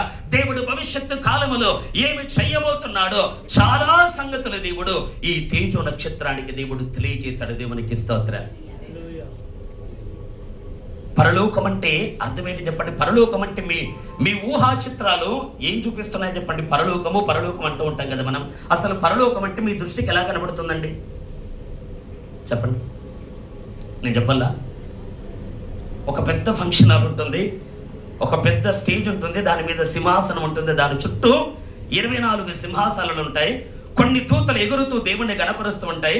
స్టేడియం లాంటి హాల్ లోపల మనమందరం అక్కడ తెల్లటి వస్త్రాలు వేసుకొని ఖర్జూర పట్టలు పట్టుకొని హల్లెలూయా హల్లెలూయా హల్లెలూయా అని ఇదే పని దేవునికి స్తోత్రం. పరలోకం అంటే ఇది కాదండి. అర్థమవుతుందని చెప్పే మాట. పరలోకము అనేటువంటి మాటను బైబిల్లో ఆదియందు దేవుడు భూమి ఆకాశములను సృజించను ఉంది. ఆకాశములు అన్న చోట హెవెన్స్ అని రాయబడింది. ఇక్కడ హెవెన్ మనం పరలోకము అంటాం. పరలోకము అనేది దేవుని బిడ్డారా, అది ఏకవచనం కాదు, బహువచనం. ఇంకా సింపుల్గా అర్థం కావాలంటే నేను అంటాను బిడ్డారా, మన భూమి మన సౌర కుటుంబంలో ఉంది, సోలార్ సిస్టంలో ఉంది మన ఎర్త్, అంతేనే కదా.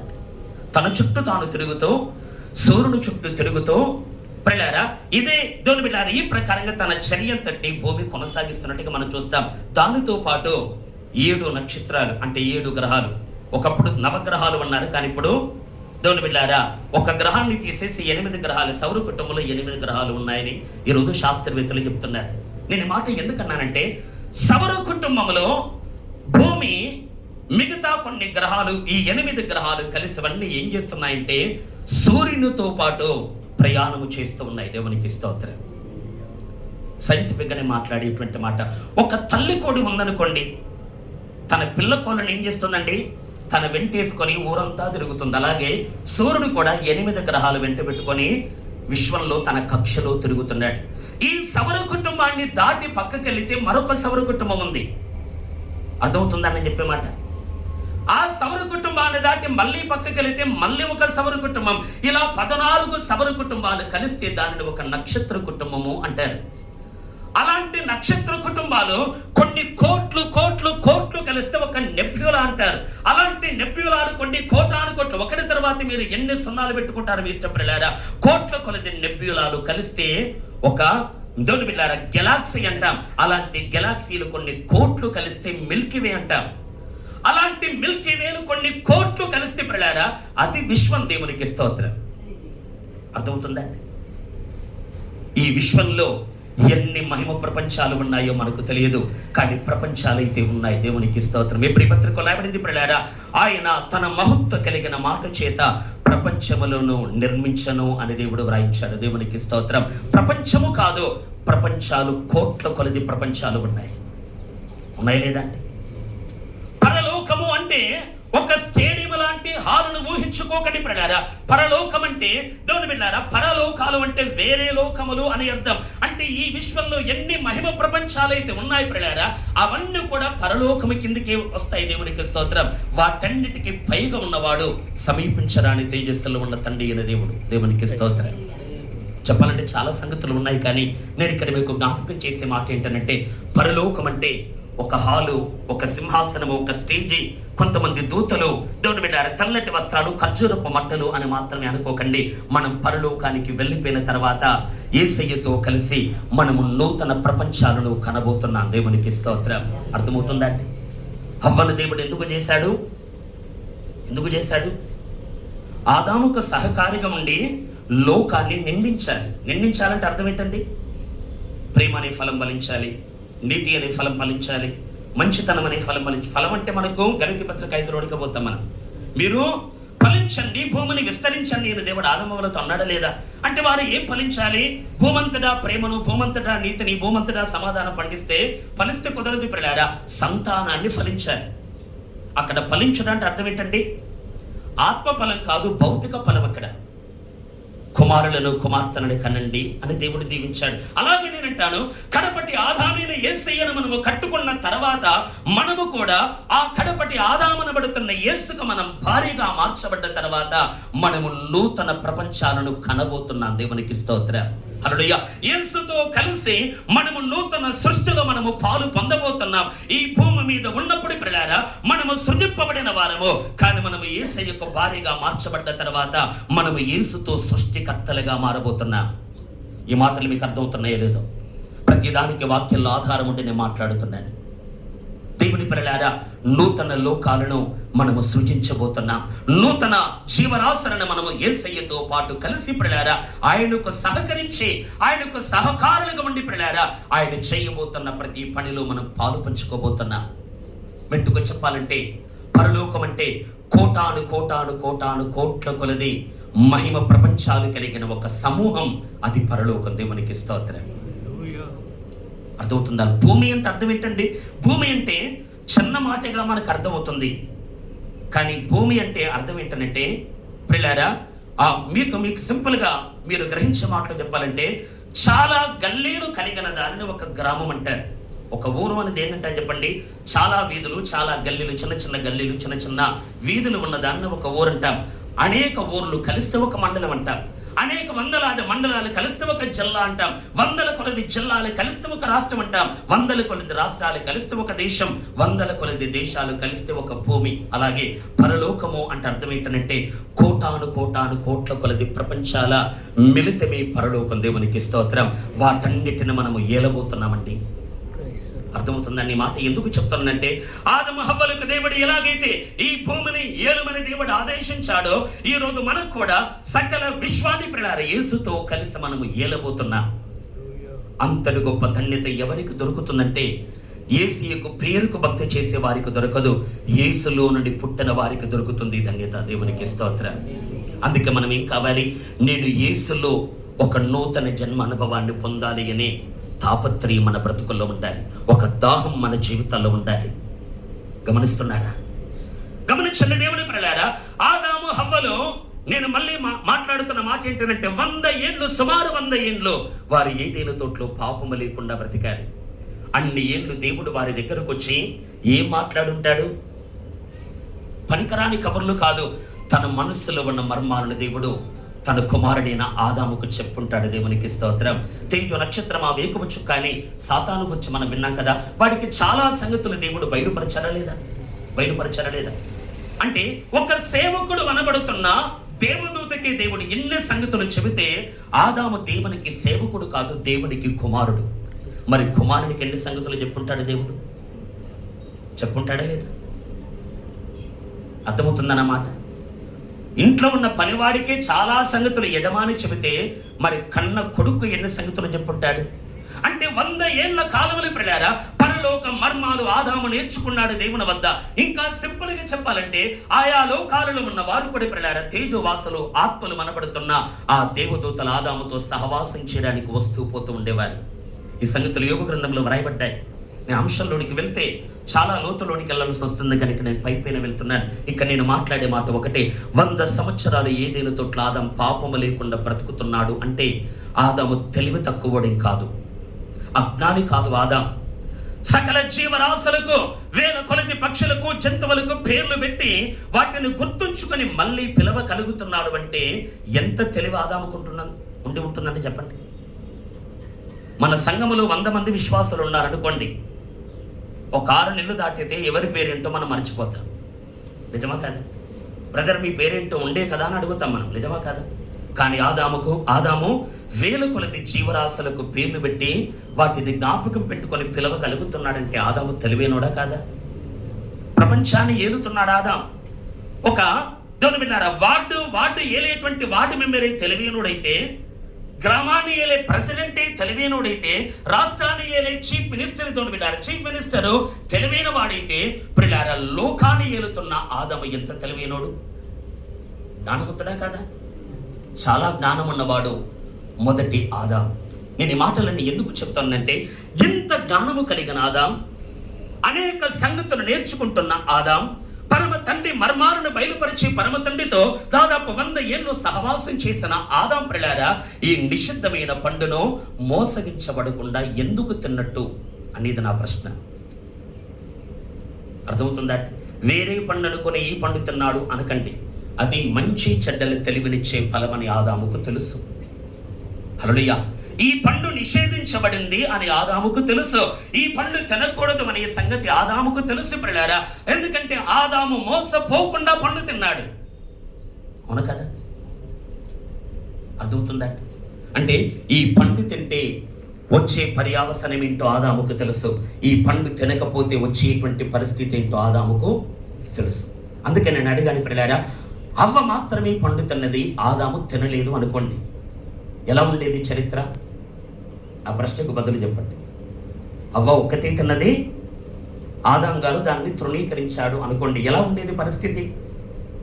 అవ్వకేం జరిగేది చెప్పండి? పాపం చేసింది కనుక శిక్ష వచ్చేది అవ్వ మీదకి. ఆదాం పాపం చేయలేదు కనుక శిక్ష వచ్చేది కాదు. అంటే ఆదాము నుండి అవ్వ వేరైపోయి నరకానికి వెళ్ళిపోయేది. అప్పుడు దేవుడు ఏం చేసేవాడు? మళ్ళీ వీలైతే మళ్ళీ ఎముకన తీసి మళ్ళీ ఓ భార్యను చేసేవాడు. అవును కదా? ఆ భార్యను కాస్త జాగ్రత్తగా ఆదాము గారు చూసుకునేవారు. కానీ ఆదాము యొక్క తలంపు ఏంటో తెలుసా?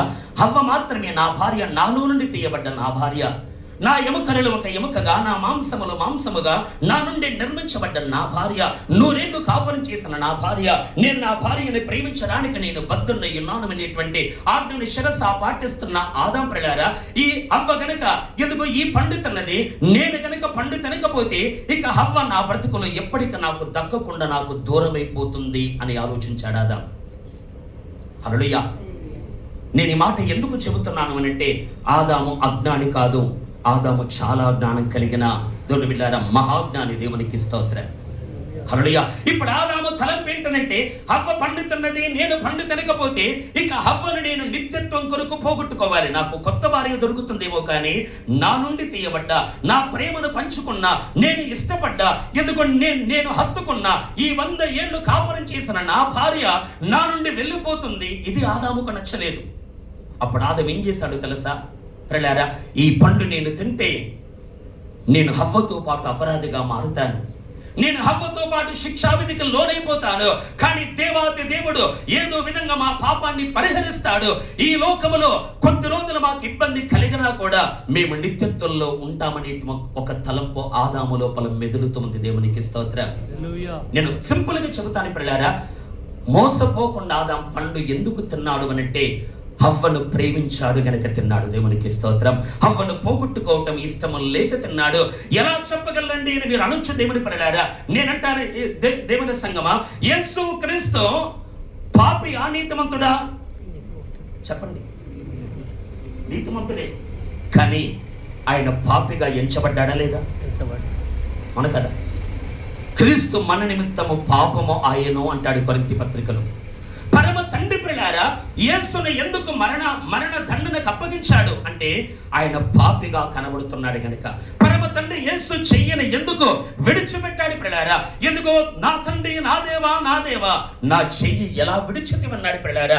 అంటే పరమ తండ్రి యేసయ్య చేతును ఎందుకు విడిచిపెట్టాడు? యేసు పాపిగా ఎంచబడ్డాడు గనుక, యేసు పాపిగా కనబడుతున్నాడు గనుక, యేసు క్రీస్తు దోషము కలిగిన వాడుగా కనిపిస్తున్నాడు గనుక, ఆయన ఏ పాపము చేయలేదు ప్రియులారా. కానీ మన పాపాన్ని ఆయన తన మీద వేసుకున్నాడు గనక పాపిగా మార్చబడ్డాడు. యేసయ్య పాపిగా ఎంచబడ్డాడా లేదా? ఎంచబడ్డాడు. ఆయన పాపం చేయలేదు కానీ పాపిగా ఎంచబడ్డాడు. అలాగే నేనంటాను ప్రియులారా, ఆదాము మోసగించబడలేదు కానీ హవ్వ యొక్క శిక్షా విధిలో ఆదాం పాలు పొందుకున్నాడు. ఇంకా మీకు అర్థం కావాలి అంటే, మానవ జాతి తప్పు చేసినప్పుడు దేవుడు మానవ జాతిని పూర్తిగా పాపంలో పడిపోయిన మానవ జాతి అంతటిని కట్టకట్టే నరకములో పడవేయవచ్చు. కానీ దేవుడు ఏం చేశాడు? దేవునికి ఆ సామర్థ్యం ఉందా లేదా? ఆదాం పాపం చేశాడు, మొదట పుట్టిన కుమారుడు కయ్యూను పాపం చేశాడు. ఆ తర్వాత ఎంతో మంది పాపులు లోకంలో పుడుతూ ఉన్నారు. మానవాళి పెరుగుతూ ఉన్నప్పుడు మనుషులందరినీ కట్టగట్టిన నరకములో పడవేసి ప్రియులారా, ఒక కొత్త మానవ జాతిని దేవుడు చేసుకోగలడా లేదా? చేసుకోగలడా లేదా? కానీ యేసయ్య చేశాడాలా? ఏ మానవుడు పతనమైపోయాడో ఆ మానవుని రక్షించడానికి ఆయన కూడా పాపపు దండన తన మీదకి తెచ్చుకున్నాడు. దేవునికి స్తోత్రం. హల్లెలూయా. అంటే నన్ను కొనుక్కొనడానికి, నన్ను దక్కించుకొనడానికి, నిన్ను దక్కించుకొనడానికి యేసయ్య ప్రియులారా ఎందుకు మన పాప శిక్షను భరించడానికి ఎలా సిద్ధపడ్డాడో హవ్వను దక్కించుకొనడానికి కూడా ఆదాము శిక్షా విధిలో పాలు పొందడానికి సిద్ధపడ్డాడు. దేవునికి స్తోత్రం. ఆదాములో ఉన్న తలంపు ఒకటే, నేను పండు తినకపోతే నాకు కొత్తవ్వ దొరుకుతుందేమో, కానీ నా ప్రేమను ఈమెకి పంచాను గనక నాకు ఈమె కావాలి అనుకుని ప్రియులారా ఆమెను దక్కించుకొనడానికి మోసపోకుండా పండు తిన్నాడు గనుక ప్రియులారా ఆ తర్వాత కాలంలో హవ్వను దొరికిలారా ఆదాము సంపాదించుకోగలిగాడు. అలాగే నేనంటాను ప్రియులారా, కడపటి ఆదాము అనబడుతున్న యేసు క్రీస్తు కూడా నీ కొరకు నా కొరకు ఏ పాపమే లేని ఆయన పాపముగా చేయబడ్డాడు. దేవునికి స్తోత్రం. అపరాధిగా ఎంచబడ్డాడు. ప్రియులారా మనల్ని పూర్తిగా నరకములో వేసి కొత్త మానవుని దేవుడు చేసుకునే స్థాయి దేవునిలారా అధికారము అథారిటీ దేవునికి ఉన్నా కూడా ఆయన మనల్ని కావాలి అనుకుని ఎంచుకున్నాడు కనుక ప్రియులారా మన కొరకు శిక్షా విధిని భరించాడు ఆయన.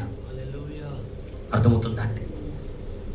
కడపటి ఆదాము అనబడుతున్న యేసయ్య కడపటి హవ్వ అనబడుతున్న సంఘాన్ని దక్కించుకొనడానికి సంఘము కొరకు ప్రియులారా ఆయన పాపముగా చేయబడ్డట్టుగా హవ్వను దక్కించుకొనడానికి ఆదాము కూడా దొనివిలారా పాపిగా ఎంచబడ్డానికి ముందుకొచ్చాడు. హల్లెలూయా.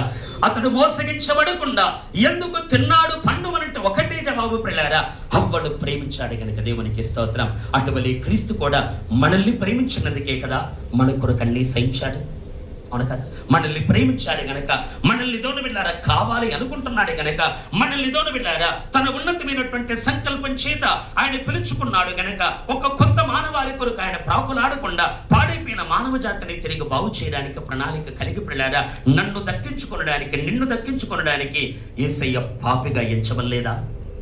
హవ్వను దక్కించుకొనడానికి ఆదాము కూడా పాపిగా చేయబడ్డాడు. దేవునికి స్తోత్రం. ఎందుకంటే ఆదాము ఎవరికి గుర్తు?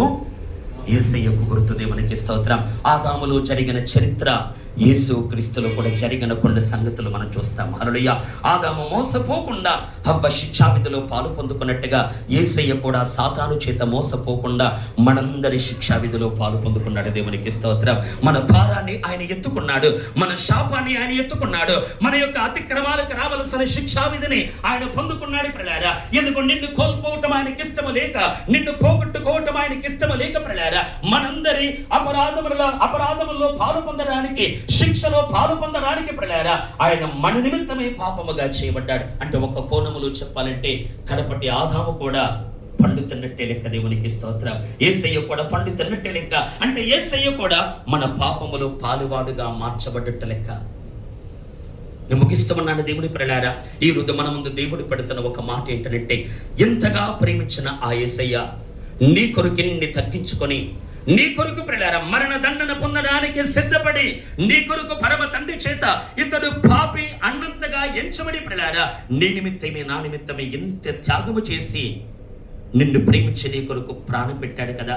ఇప్పుడు యేసయ్య ఏమంటున్నాడు అంటే, నీవు మోసపోకుండా చూసుకో. దేవునికి స్తోత్రం. ఈరోజు మనం అందరం ఏం చేద్దాం?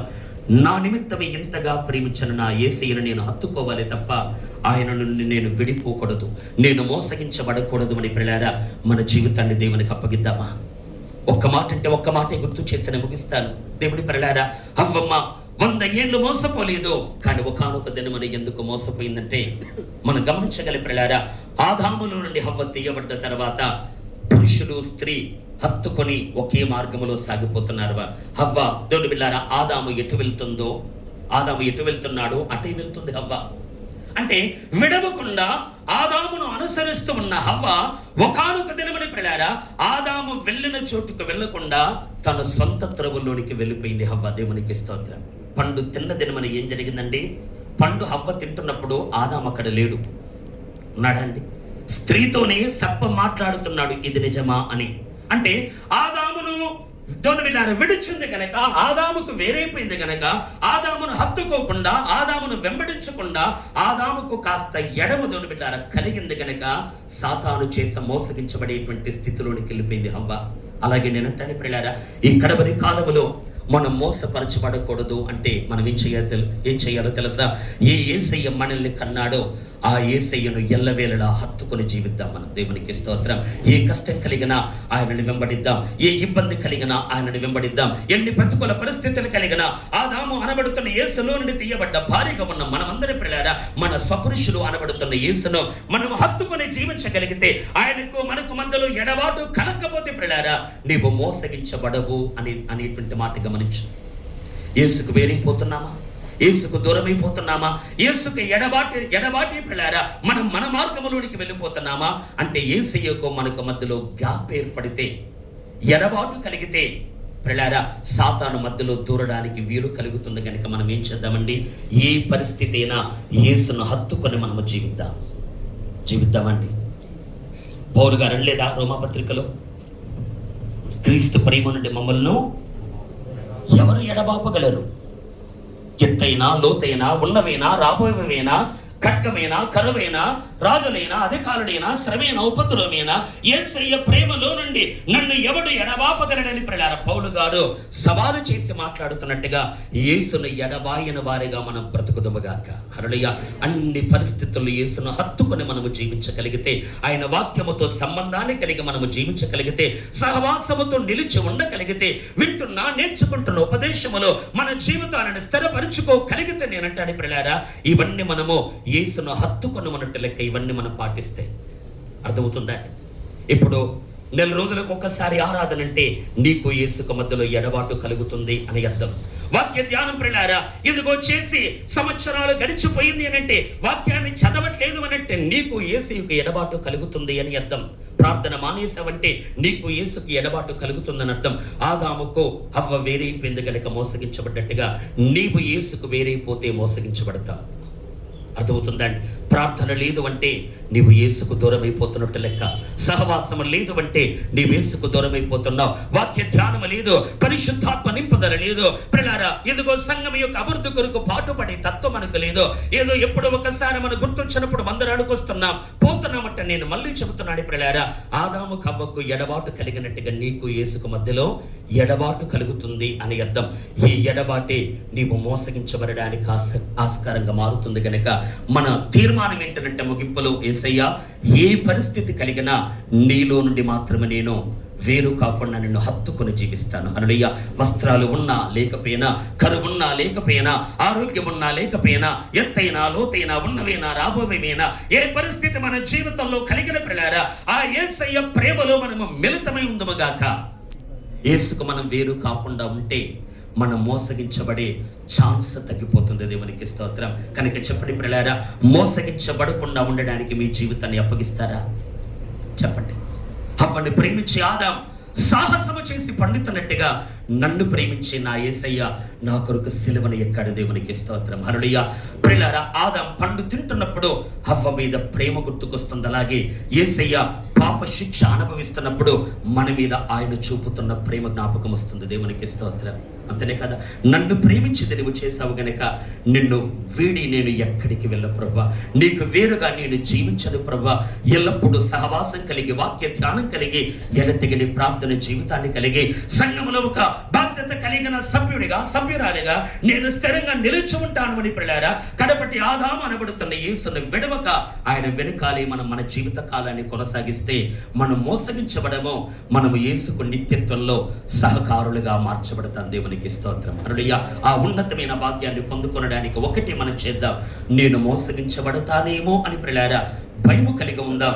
మోసగించబడకుండా ఉండడానికి ఏం చేయాలో దానిని చేద్దాం. దేవునికి స్తోత్రం. ఈ మాటల ఎదుట మన జీవితాలను ప్రభు చేతులకు అప్పగిస్తూ ప్రార్థన చేద్దాం. దయచేసి మోకరిద్దాం దేవుని పిల్లలారా. యేసయ్యను నమ్ముకున్నందుకు లోక మనల్ని తృణీకరిస్తున్నప్పుడు భయం కలుగుతుంది మనకు. అయ్యో దేవుని పిల్లలారా, ఇది భయపడవలసిన సంగతి కాదు, ఇది ఆనందించే సంగతి. హల్లెలూయా. ఏ